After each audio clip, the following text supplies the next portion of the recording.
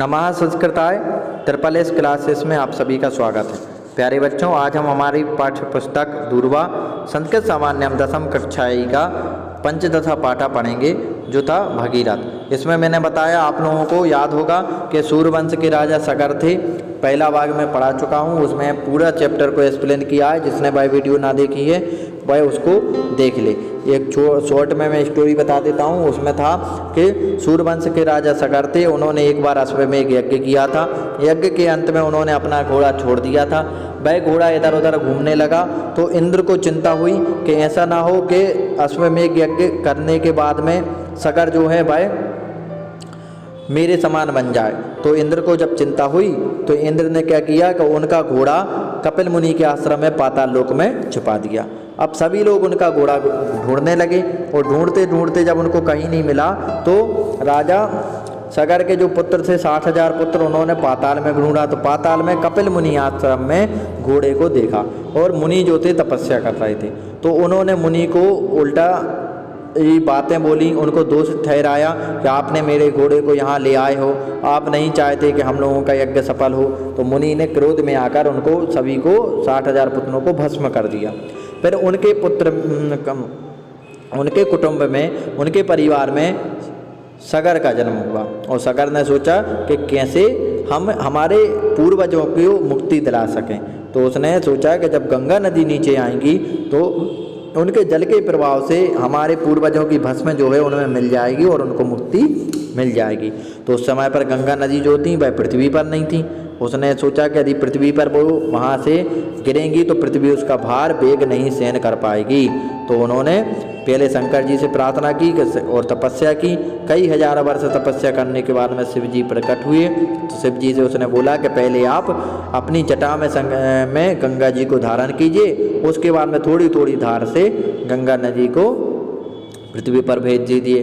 तो उन्होंने ऐसा ही किया, वह प्रसन्न हो गए। अब जब गंगा नदी शिव जी के जटाओं में आई तो उनको घमंड हो गया कि घमंड किस बात का हो गया कि हम तो शिव जी की जटाओं में हैं और शिव जी के मस्तक पर हैं और शिव जी मुझे कैसे बांध सकेंगे, जटा तो छोटी सी है और मेरा तो इतना वेग है। जब उनको इस बात का घमंड हो गया तो इसका घमंड तोड़ने के लिए शिव जी ने इस तरीके से जटा को में गंगा जी को लपेटा कि एक बूंद भी नीचे नहीं गिरी। अब सगर के जो पुत्र थे भागीरथ पर चिंता करने लगे कि उनका तो मनोरथ पूरा नहीं हुआ, इच्छा पूरी नहीं हुई। उन्होंने फिर तपस्या की, फिर शिव जी प्रसन्न हुए। तो शिव जी ने फिर गंगा नदी को नीचे भेजा और नीचे जब भूलोक पर आई तो धरती से पाताल में भागीरथ ले गए और भागीरथ ने जैसे ही गंगा नदी ने उनकी पूर्वजों की भस्म स्पर्श हुई और वह सब मुक्ति को प्राप्त हो गए। इसलिए एक श्लोक के माध्यम से बताया भी है कि अपने काम को तब तक करना चाहिए जब तक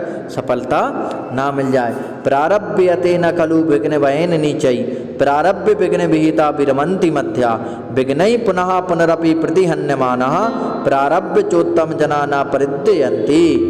समझ गए बच्चों? इस चैप्टर को अपन ने पढ़ लिया। चलिए अब एक्सरसाइज देख लेते हैं।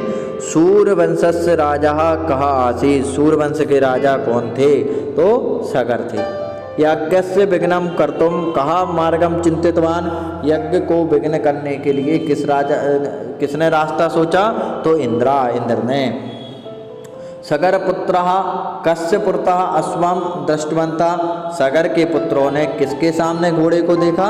तो कपिल मुनि के सामने। फिर कस्य वंशे भगीरथ जन्मनम अभवत, किसके वंश में भगीरथ का जन्म हुआ था? तो सगरस्य, सगर के। आकाश गंगा शिवा कुत्र निक्षिप्तवान, आकाश की गंगा को शिव ने कहाँ छिपाया? जटासु, जटाओं में छुपा लिया था। एक वाक्य देखिए, भागीरथः कान स्वर्गम नेतुम निश्चितवान स्वपूर्व जनान, भागीरथ जो थे वह किनको स्वर्ग ले जाने का निश्चय किया था? अपने पूर्वजों को, स्वपूर्व जान। फिर काम ध्यात्वा भागीरथा तपः कृतवान, किसका ध्यान करके भागीरथ ने तपस्या की? तो ईश्वरम ध्यात्वा भागीरथा तपः कृतवान, ईश्वर का ध्यान करके भागीरथ ने तपस्या की। भागीरथा नदीम भूमितः कुत्र नीतवान, भागीरथा नदी को भूमि से कहाँ ले जाना चाहते थे? तो पातालम, कहाँ ले जाना चाहते थे? पाताल में। फिर कहाँ ले गए और वो पाताल में ले गए। फिर कस्या अपरम नाम भागीरथी, किसका अपर नाम भागीरथी है, तो किसका दूसरा नाम भागीरथी है? गंगा का। फिर के कार्यम प्रारंभ न परित्यजन्ति, कौन लोग कार्य को प्रारंभ करने के बाद नहीं छोड़ते हैं? तो उत्तम जना, जो उत्तम कोटि के लोग होते हैं। चलिए आगे देखते हैं रिक्त स्थान। पहले वाले में सगर ने क्या किया था? अश्वमेघ यज्ञ आ जाएगा सेकंड वाला।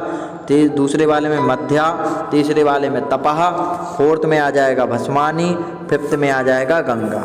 अब सही जोड़ी के भी मैंने नंबर डाल दिए हैं 3, 1, 5, 2, 4। लेफ्ट साइड ये राइट साइड के नंबर रहेंगे, ना कि लेफ्ट साइड के।